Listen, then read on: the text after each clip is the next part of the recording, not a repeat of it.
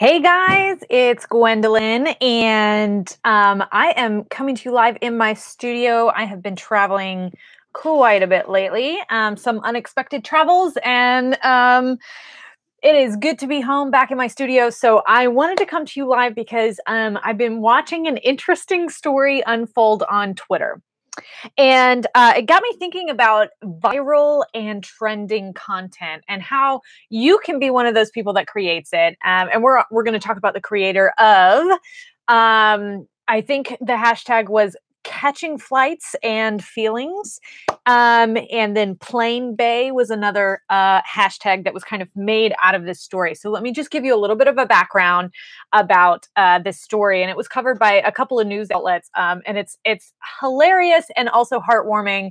And I think you guys are going to enjoy it. So the story is this woman, Rosie, and her boyfriend have boarded a flight and their seats are not next to each other. So they asked kindly to the girl who was sitting in Rosie's seat next to her boyfriend if they could switch so they could sit together, which is very common. And I actually just came back from flying with my sister, and we were sitting together, but there was a family of four that were sitting near us and asked if they could have our seats, and we were happy to oblige. But anyway, they end up sitting behind this woman who they asked to switch seats just to the row in front of them. And so she said, sure, I'll switch depending on, who I have to sit next to. So she ends up sitting next to this very handsome man who happens to be a ex-pro soccer player and model and an Instagrammer in his own right. So he's a bit of an influencer in his own right. So anyway, they get to talking, and the best thing is this girl, Rosie, is just a genius. She sat behind them and could have just let this unfold, gotten into a conversation with her boyfriend, fallen asleep or something. But she decided to live tweet this whole relationship unfolding in front of her. You guys, and she capitalized on it. And because of that, she has been interviewed by national news outlets and created a trending hashtag and became an influencer somewhat overnight because of this. Now, she did have a bit of a following before this, but it wasn't huge. She is an actress, but, not very well known. So again, this is kind of breaking down how she created this viral story that people started following, right? And now let's see. I'm going to just go over. I hope you guys can still see me. I'm just going to go over, and it looks like this hashtag catching flights and feelings is just still on fire, not quite in the trending anymore, but it's still crazy. I mean, Monica Lewinsky even tweeted about it. So there's lots of people following this. And the ex-soccer star that was also part of this story, his name is Ewan Holden, and he's on Twitter and Instagram as well. But the girl that ended up switching seats and was kind of part of this love story is a little bit shy, and she's not really ready to be known for who she is. But it's very sweet. So I want to talk to you about how Rosie kind of broke this down and how this started. Because today, and I don't have cold hard facts on how many she had before this week, but her followers on Twitter at this point are 60,000 followers on Twitter. And I can guarantee you she did not have that before this week. Okay. So let's talk about how she did this story, right? So she posted on her on her Twitter that she asked a girl to change her seat with her so that she could sit with her boyfriend. And this is just how it just started with, hey, it was an innocent thing. Now I'm going to tell you a story and it's going to unfold. So she unfolds this story. And granted, she is fantastic as a personality and just on camera in general. So mostly it was post and Snapchat looking things, but she was just so engaging and brought every viewer along for the ride. So let's talk about it. So the first thing is she's just setting up the story. She's making it engaging in that way. Then she starts posting little tidbits. So, oh, they're leaning in. Oh, their elbows are touching. So we're all just riveted about this, how this is going. I think this was like a 3-hour flight or something because she kept having to buy Wi-Fi for the plane to keep people updated. But she was really smart. Okay, I want you guys to hear this. She was not only unfolding a story for us, and she was not even, you know, the main character of the story she was unfolding for us, but she was showing us what we wanted to see. You know, she was giving us updates. She even told us, I think the most exciting part was when people started exploding, was when she said that they went to the bathroom together. Now that just gives the story an overarching hump. So she was looking out for the points of the story that were going to be really interesting to her audience. Her audience may have been very small when she started this, right? But at this point, because it is it is starting to pick up this hashtag. She had a hashtag that she brought out for this story.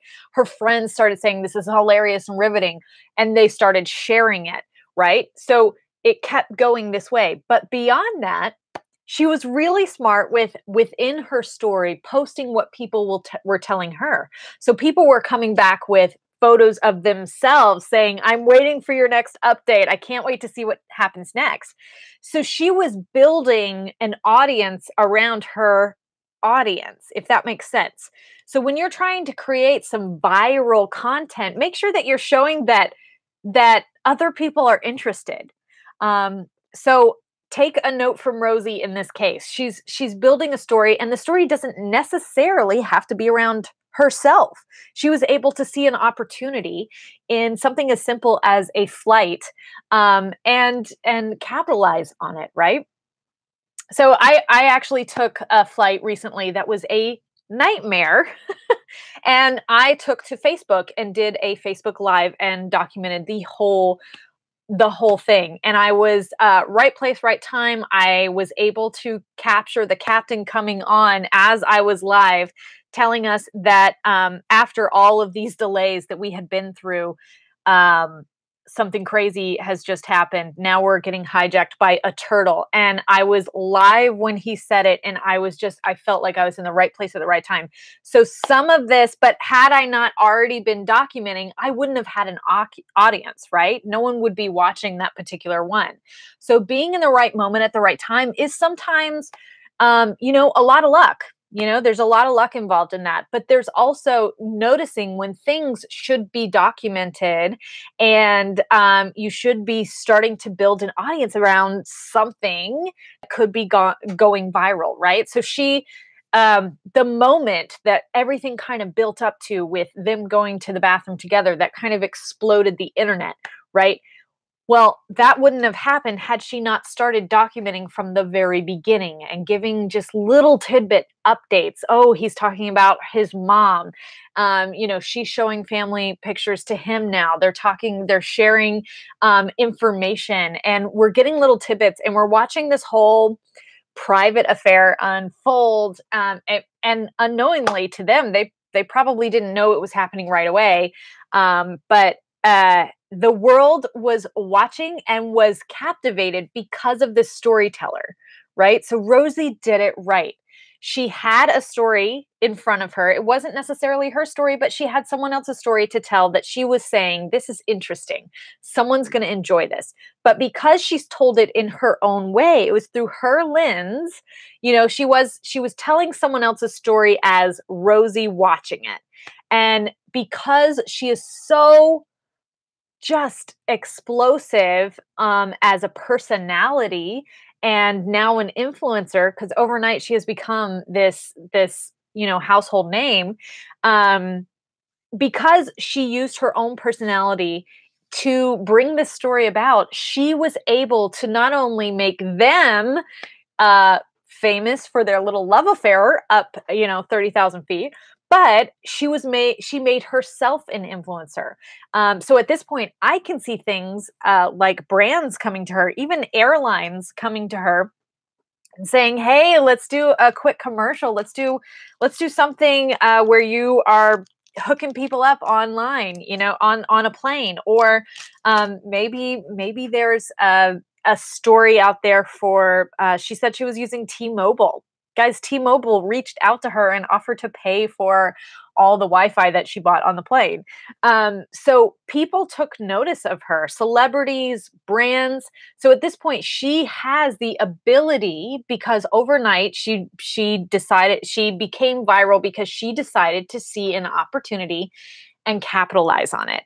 Now, granted, the other people that are part of the story, inside the story, probably could do the same, but not to the effect that she can. Why? Because she's the storyteller and she commanded the audience.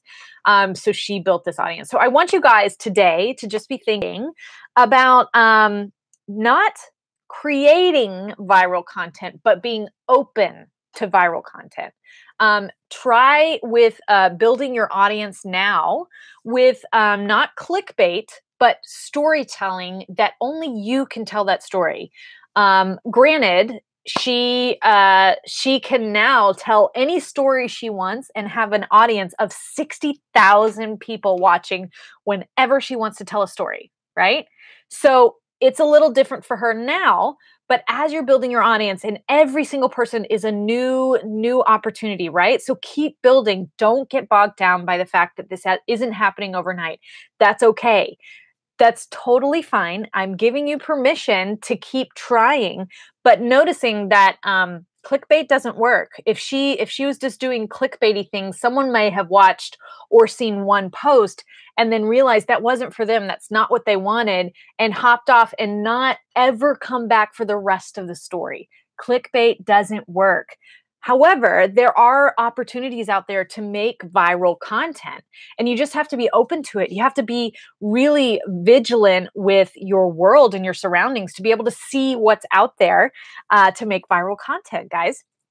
So again, you guys are just starting out, and that's fine if you're just starting out, but building your audience. Now, I just want you to be thinking about that. It may take you a couple years. Like I said, she already had a pretty big, not a pretty big Instagram, not where it is today, but her Instagram and Twitter, she was building, I'm sure, over a long time.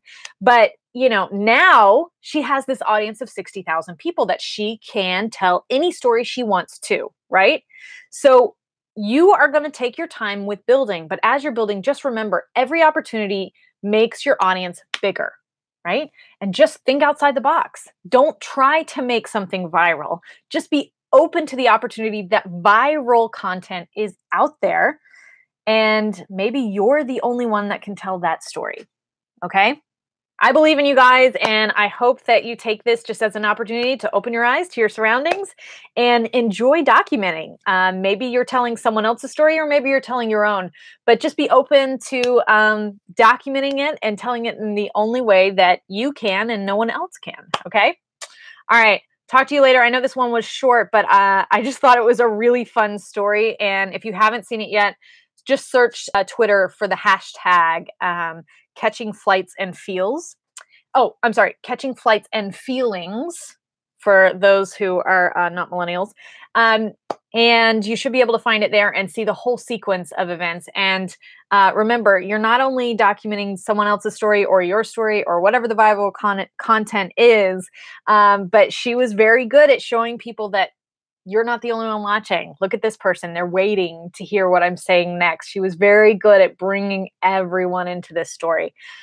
So take a look at that, pull it apart, start documenting it, and seeing how you can see what's around you too. All right. Love you guys, and I believe in you, and I'll see you soon. Bye.